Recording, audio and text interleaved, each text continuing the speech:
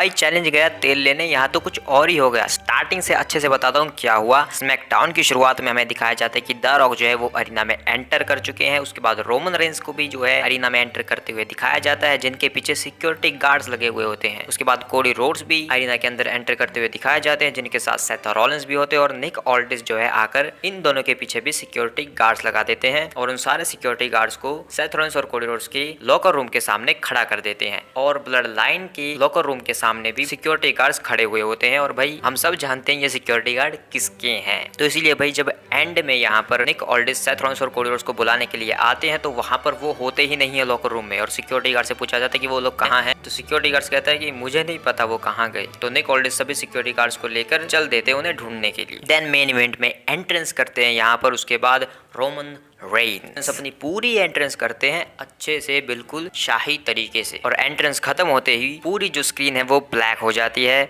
और तभी अरीना में बिजलियां कड़कने लगती है। और भाई ऐसा लगता है जैसे ब्लैक एडम के रोल में आ चुके हैं यहाँ पर द रॉक। और द रॉक अपनी अलग तरीके की एंट्रेंस करते हैं यहाँ पर, मतलब एक स्पेशल एंट्रेंस तुम कह सकते हो इसे। और इसी के साथ पूरे अरीना को जो है इलेक्ट्रीफाइंग कर देते हैं यहाँ पर द रॉक। और पूरा अरीना यहाँ पर रॉकी रॉकी के चैंट्स लगा रहा होता है। और भाई अगर ये लोग कोडी के भी चैंट्स लगा रहे होंगे तो मुझे तो सिर्फ रॉकी के चैंट्स ही सुनने को मिलते हैं। अरीना काफी मिक्स रिएक्शन करती है भाई आजकल। और एंट्रेंस के दौरान रॉक और रोमन रेंस जो है वो एक दूसरे को हाय हेलो भी बोल देते हैं इशारों में, आंखों से। और तभी जब रोमन रेंस अपना माइक उठाते हैं कुछ कहने के लिए तो वो कहते हैं डैलस टेक्सास, तुम देख रहे हो महानता को इस रिंग के बीचों बीच। और इतना कहने के बाद रोमन रेंस जो है वो द रॉक को हाथ मिलाने के लिए कहते हैं और द रॉक जो है हाथ मिलाकर गले भी लगते हैं यहाँ पर रोमन रेंस की। लेकिन भाई आज पहली बार जो है हमें रॉक के एंगल से यहाँ पर दिखाया जाता है कि रॉक किस तरीके से गले मिले हुए हैं, यानी कि रॉक की तरफ से कैमरा दिखाया जाता है भाई। और चश्मा पहना होता तो मुझे रिएक्शन समझ में नहीं आया, क्योंकि भाई जब ये लोग गले मिलते हैं तो हमें पता चल जाता है कि इंटेंशंस क्या है उसकी। तो इसीलिए भाई अभी तक रॉक की अच्छे से इंटेंशंस जो है हमें समझ नहीं आई है।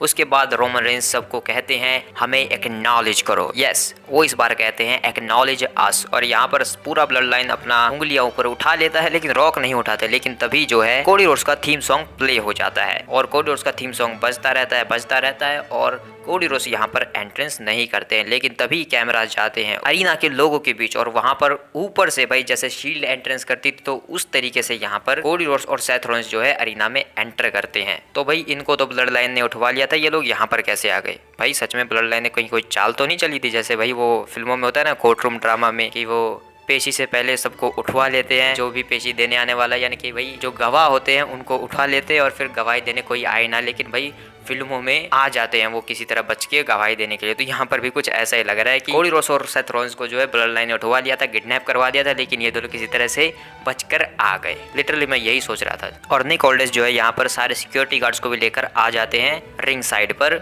और उसके बाद सेथ रॉलिंस और कोडी रोड्स जो है वो रिंग के अंदर एंटर करते हैं। रोमन और द रॉक के सामने खड़े होते हैं और जो ब्लड लाइन के बाकी मेंबर्स है वो नीचे ही सिक्योरिटी गार्ड्स के साथ खड़े हुए हैं। और भाई यहाँ पर जो अरीना का रिएक्शन था, जो चैंट्स लग रहे थे भाई काफ़ी मिक्स था भाई, कुछ समझ नहीं आ रहा था। लेकिन एक टाइम पर भाई ये लोग शायद एक धुन में धुन मिलाने लगे, सेथ रॉलिंस का गाना गाने लगे। भाई ये तो यहाँ पर अच्छे से क्लियरली समझ में आया। देन उसके बाद कोडी रोड्स माइक उठाते हैं और वो कहते हैं कि देखो यहाँ पर अरीना में हवा में काफ़ी टेंशन है, लेकिन क्योंकि यहाँ पर एक डैलस सोल्ड आउट अरीना है और मुझे काफ़ी अच्छा ही महसूस यहाँ पर हो रहा है कि हम सब इस रिंग में खड़े हैं, हम चारों को यहाँ पर जो है इस चीज़ को फील करना चाहिए पूरे अरीना को। तो भाई रोमन रेंस तो शायद फील करने लगते हैं, पूरे अरीना को अपने अंदर महसूस करने लगते हैं। लेकिन शायद यहाँ पर वी वांट कोडी के चैंट्स लग रहे होते हैं। उसके बाद कोडी रोड्स अपना माइक उठाते हैं फिर से और कहते हैं कि द रॉक, मैंने तुम्हारी बातें सुनी, तुमने पिछले हफ्ते जो कहा, तुमने एक चैलेंज दिया हमें, लेकिन मैं पहले तुमसे जानना चाहता हूँ कि तुमने जो कहा क्या वो हो सकता है?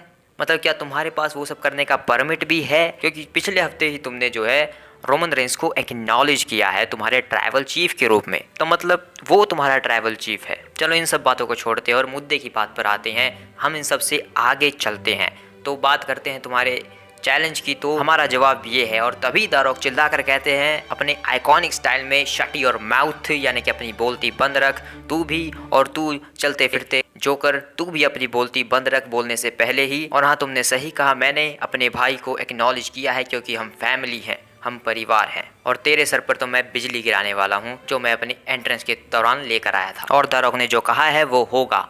अगर मैं फिर से दोहराता हूँ, द रॉक फिर से कह रहा है तुम्हें, अगर नाइट 1 पर उस टैग टीम मैच में तुम दोनों जीत जाते हो, तो वहां पर अगली नाइट पर नाइट 2 पर जब तुम और रोमन रेंस आमने सामने होगे तो वहां पर ब्लड लाइन का इंटरफेरेंस नहीं होगा, वहां पर कोई नहीं होगा, तुम अकेले हो, तुम अपने पिताजी का सपना पूरा कर पाओगे, तुम सब कुछ कर पाओगे तुम वहां पर। लेकिन अगर वहां पर रोमन और द रॉक जीत जाते हैं टैग टीम मैच में तो, और ये कहते ही भाई पूरा जो अरीना है वो शायद डायरिया ड्वेन के चैंट्स लगाने लगता है, क्योंकि भाई अरीना के जो चैंट्स थे भाई वो अच्छे से समझ नहीं आ रहे थे कि वो लगा क्या रहे हैं। तो आई थिंक ज़्यादातर मुझे डायरिया ड्वेन ही समझ में आ रहा था यहाँ पर, तो शायद डायरिया ड्वेन ही बोल रहे थे, बाकी तुम लोग बता देना कमेंट में। इसके बाद द रॉक कहते हैं कि अब जब वहां पर रोमन और रॉक जीत जाएंगे उस टैग टीम मैच में तो अगले मैच में होंगे ब्लड लाइन रूल्स, जहां पर द रॉक हारे वो चीज करेगा जिससे तुम नहीं बन पाओगे यूनिवर्सल चैंपियन और तुम्हारा दोस्त भी कुछ नहीं कर पाएगा, और द रॉक सब कुछ करेगा। लेकिन तभी चिल्लाकर सेथ रॉलिंस कहते हैं कि चुप कर तो बहुत हो गया तेरा, एक बार अपनी पूरी जिंदगी में तू चुप रहे यहाँ पर। और अब सुन, यहाँ पर जो है इस इंडस्ट्री का भविष्य दांव पर है और तू जो है यहाँ पर आया था, तेरे पास मौका था, तूने वो सब किया है और अब तेरा जो समय है वो जा चुका है, अब ये भविष्य के हाथों में है। और रही बात हमारे जवाब की, तो ये है हमारा जवाब, हम स्वीकार करते हैं उस मैच को। तो भाई तुम यहाँ पर एक बार सोच के देखो, रोमन की तरफ से फैसले रॉक ले रहा है, कोडी की तरफ से फैसले सेथ रॉलिंस ले रहा है, और इसी बात पर भाई रोमन जो है हंसकर फिर कहने लगते हैं कि हे कोडी तुम क्या कर रहे हो, तुम अपना भविष्य जो है इसके हाथों में दे रहे हो, तुम अपने डिसीजन जो है इसे लेने दे रहे हो, इस गधे को, तू सच में बेवकूफ है। और रोमनस ये भी कहते हैं कि जब मैं तुम्हें हराऊंगा वहां पर रेसलमेनिया में, जो कि होगा, वहां पर सब कुछ खत्म हो जाएगा, सब कुछ खत्म हो जाएगा और फिर तुम्हें कभी मौका नहीं मिलेगा मेरे खिलाफ आने का, सब खत्म वहीं पर। इसके बाद द रॉक कहते हैं कि हाँ यही होगा, और द रॉक ये भी कहना चाहते हैं, और तुम दोनों अच्छे से सुनो, तुम भी सुनो और तुम सेथ रॉलिंस तुम भी सुनो, चलते फिरते जोकर, द रॉक हर वो मुमकिन चीज करेगा तुम्हारे हाथ से वो टाइटल छीनने के लिए, यानी कि भाई यहाँ पर सेथ रॉलिंस को कहते हैं वहाँ पर यहाँ पर ये बात, क्योंकि द रॉक जो है वो हर मुमकिन कोशिश कर सकता है तुमसे तुम्हारा टाइटल लेने के लिए, और तुम्हें वहाँ पर यूनिवर्सल चैंपियनशिप पर तुम कभी मैच नहीं ले पाओगे बाद में, वो सब कुछ करने के लिए द रॉक हर एक मुमकिन कोशिश करेगा, क्योंकि द रॉक जहाँ पर बैठता है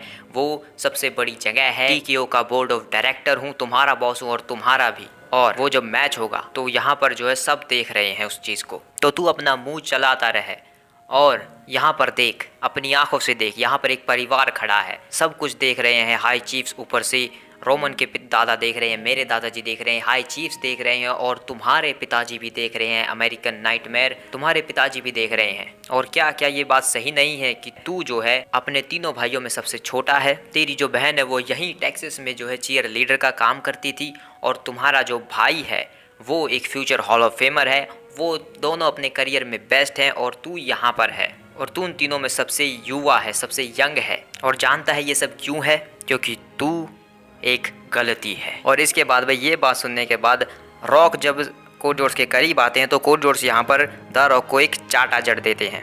इसके बाद द रॉक जो है अपनी शैतानी आंखें जो है कोडी रोड्स की तरफ करते हैं, रोमन चाहते हैं कि क्या करे, लेकिन रॉक जो है रोक लेता है कि नहीं रहने दो, कुछ मत बोलो। यहीं पर जो है स्मैकडाउन खत्म हो जाता है, लेकिन ऑफ एयर जाने के बाद भाई द रॉक ने कुछ तो कहा है कोडी रोड्स को यहाँ पर, जो भाई मुझे अभी तक तो पता नहीं चला है। स्मैकडाउन की पूरी रिव्यू वीडियो आएगी, उसमें मैं बता दूंगा कि यहाँ पर क्या कुछ कहा होगा, अगर मुझे पता चल गया। यहाँ पर जो है रॉक और रोमन यहाँ से चले जाते हैं। इसके बाद थप्पड़ का जवाब भाई रेसलमेनिया में ही मिलेगा अब तो।